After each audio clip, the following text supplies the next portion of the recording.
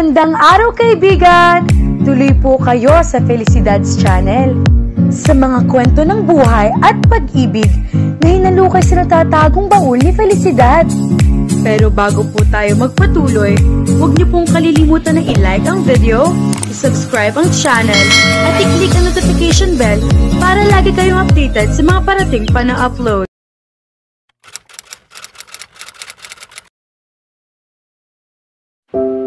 Ang pakikipagpaligsahan sa pinsan niya. Malaki rin siguro ang topak mo kung ganoon, anang isip niya. Monique started the game that seemed to have no real ending. O kung mayroon man, hindi pa niya masabi kung ano iyon. Madali namang wakasan ang larong iyon. Sumuko lang siya ay tapos na ang laban.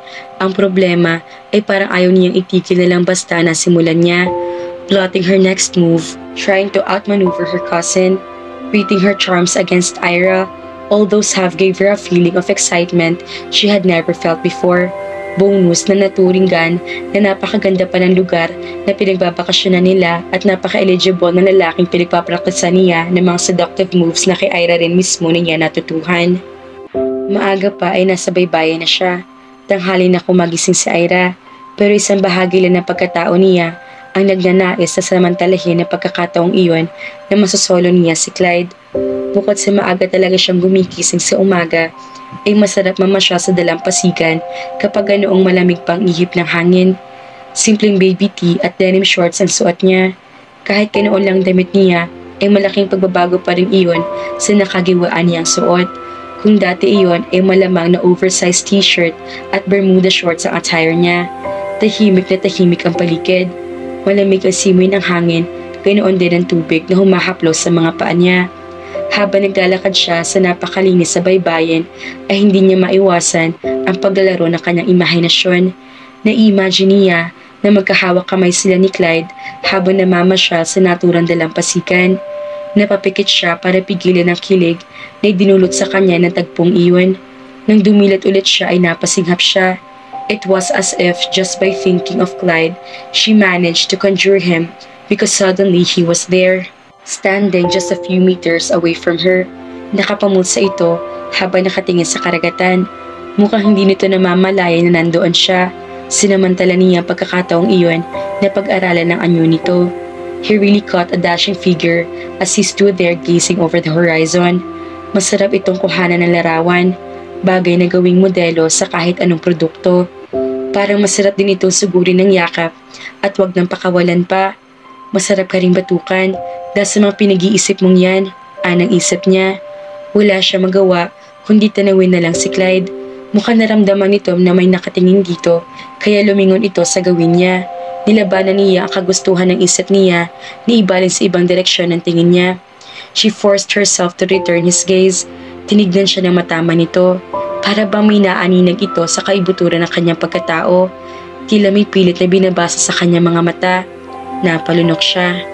Bakit bang simpleng pagtitiglan ni Clyde sa kanya ay sapat na para manlambot ang mga tuhod niya? Kahibangan naman yata malaki iyon. Nang lumakad ito palapit sa kanya, ay inatake naman siya ng matinding kaba. Gusto nga niya magtatakbo pero dahil nanlalambot ang mga tuhod niya, ay malabo magawa niya iyon. Kaya nanatili na lang siya sa kinatatayuan niya. "You're up early," saad ni Clyde na makalapit na ito sa kanya. Pamatay at makatunaw buto ang ngiti nito. "Ikaw rin," aniya. Gusto niya palakpakan ng sarili na magawa niya sabihin iyon na hindi nauutal. "I'm up with the sun. Ikaw ba? Same thing. Masarap mamasyal kapag ganitong maaga pa. Parang lahat is sariwa pa. That is something we have in common. Hey, wanna go for a walk?" "Sure," pagpayag niya. Inilahad nito ang kamay nito sa kanya. Sandali siya nag-atubili bago niya inaabot iyon. Napahugot siya ng hininga na maglapat ang kanilang mga kamay. Parang gusto rin niya magpakawala na manghang nakataga. Bakit pang simpleng pagdadait na iyon ay nagdulot agad sa kanya na nakakatulig na kaba? It was as if all her nerve endings were firing up. Sobrang sensitibo ng mga iyon na para bang bawat pagkaskas ng mga palad nila sa isa't isa ay nagdudulot ng kakaibang kiliti sa kanya. "Hindi ako makapaniwala nandito ka," saad ni Clyde habang naglalakad sila. "Bakit naman? It was such a long time ago since we last saw each other. We never tried to keep in touch." Bakit kasalanan ko yon? You too. Never did. Tumawa ito. I guess the fault is both ours. Kahit si Ira ay hindi ko na kinontak. Sabi niya, naging sobrang busy na ako. I regret not making any attempt to contact either one of you. Hindi siya sumagot. Gusto niya matuwa pero hindi rin niya malaman kung dapat nga ba niya maramdaman iyon. Now you're too late. May boyfriend na si Ira. Boyfriend pa lang yun. Bali walang saad nito. Hindi ito nagulat kaya malamang ay nabanggit na rito ng pinsan niya ang tungkol kay Jansen. What about you? What about me? Patay mali siyang tanong niya. Hindi siya natuwa na tila walang epekto rito ang parinig niya na may nobyo na babae nagpapakita ng motibo rito. Would someone get mad at me if I... Oh, would you look at that? Bigla may tinuro ito. Hindi siya ganoon kainteresado sa kung ano mga itinuturo nito. Mas may interes siya sa karugto na sinasabi nito. Would someone get mad if he what? Look, giit nito. Napilitan siyang ibaling ang tingin sa direksyong itinuturo nito. Kahit siya ay nakalimutan bigla pinag-uusapan nila. Paano ba naman ay isang balyena ang natanaw nila sa malayo? It was the first time she saw one and it was an amazing sight indeed. Oh wow! Bulalas niya na bumuga na magkahalong tubig at hangin ng balyena. Ilang sandali pang nanatili nakalutang iyon sa tubig pero kaget at sumisid at sa isang iglap ay mawala sa kanilang paningin. First time mo no? Biglang baling sa kanya ni Clyde. Tumango siya. Hindi pa niya kaya magsalita. It feels great, doesn't it? Anito. Tumango lang ulit siya. Nang mapansin niya magkahawak kamay pa rin sila, ay lalo siyang hindi makapagsalita. I can't blame you. Ako nga, ilang beses ko na nakita iyon pero may epekto pa rin dito. Kinabog nito na mahina ang dibdib nito. Napatingin siya rito. Hindi siya makapaniwala na isang katulad nito ay maapektuhan ng tanawin na papanood nila. You don't believe me? Anito. Hindi sa ganoon, para lang kasi hindi ko ma-imagine. Pag-amin niya, para naman wala akong puso. Biro nito. Mayroon ba? Hindi niya napigilang igante. Mayroon. Here. Feel it beating. Dinala nitong kamay niyang hawak nito patungo sa dibdib nito. She felt the steady beat of his heart. Mabuti pa nga ang puso nito. Patag ang pagpintig. Ang sa kanya kasi ay biglang tila nawala sa tamang ritmo ang pagtibok. Sumobra ang bilis na yun. Para nakikipaghabulan sa kung ano. The warmth of his hand as it held her captive against his chest mirrored the glow in his eyes as he gazed at her. Sa pagkakataong iyon ay hindi na lang ang pagpintig ng puso niya ang nawawala sa tamang ritmo. Kahit ang paghinga niya ay nadamay na rin.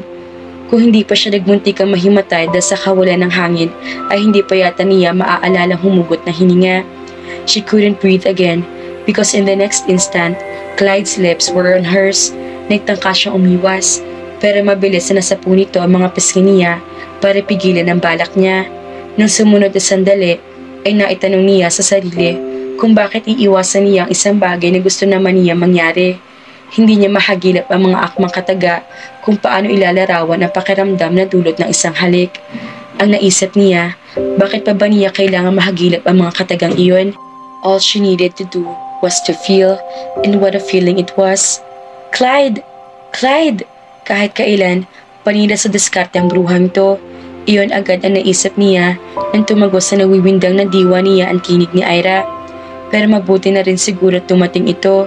Hindi naman tamang basta siya magpahalik sa isang lalaki. Gaya ng inasahan niya, pinakawalan agad siya ni Clyde nang marinig na rin marahil nito ang boses ng pinsan niya. Malayo-layo pa si Ira ay nakita na niya ang pagbabago na ekspresyon ng mukha nito nang matanaw siya nito. Nabawasan ng tamis ng ngiting mga labi nito at nagkaroon ng bahagyang gatla ang noon nito. What are you two doing here? Nakangiti ito nang tanungin sila pero nahulaan agad niya na may kinikimkim ng pagkayamot ito. Watching the scenery, sagot ni Clyde. It must be some scenery. May halong sarkasmong sabi ni Ira. It was. You should have been here. Ganta ng lalaki. Next time, I intend to be. Kasabay ng pagsambit ni Ira ng mga katagang iyon, ay tinapunan siya nito na nagbababalang tingin. Nakakataas ulit ng blood sugar ang ngiti nito ng balingan si Clyde. How about some breakfast? Sure, let's go find something to eat. Sang-ayon ni Clyde. Iniangkla ni Ira mga braso nito kay Clyde. Hindi inaasahan ni Monique ang silakbo ng damdamin bumalot sa kanya sa nakita niyang iyon. Why should she care if Ira clung to Clyde like a leech? Ang problema ay hindi yata nagkakaintindihan o nagkasundong puso't isip niya. Dahil kahit ang sabi niya ay wala dapat siyang pakiramdam o pakialam. Gusto naman ng isip niya makialam ng husto na nanghuhurumentadong kalooban niya. Aren't you coming? Kasing plastic ng Orocan ang ngiting ibinigay sa kanya ni Ira nang tanungin siya nito. Mauna na kayo, wala pa akong gana mag-almusal. Sagot niya. Hindi na niya hinintay na tumugon ang kahit sino sa dalawa. Tinalikda na lang niya ang mga ito at naglakad na siya palayo. She hoped Clyde would insist she join them. Pero hindi nito ginawa iyon. Nalingunin pa nga niya mga ito ay nakita niyang tutok na tutok ito sa pakikinig sa kung ano mang sinasabi ni Clyde. Halos tumikit ng tainga nito sa mga labi ng pinsan niya. Naging kasing bigat ng barbell ang kalooban niya. Looking back, she realized it was her first sign that she was headed for trouble. Oh no, mga ka-felicidad! Mukhang masasaktan ng todo itong si Monique. Pero ano nga bang totoo? Sino bang gusto ni Clyde sa magpinsan? May laban ba si Monique? Kaya naman, abangan!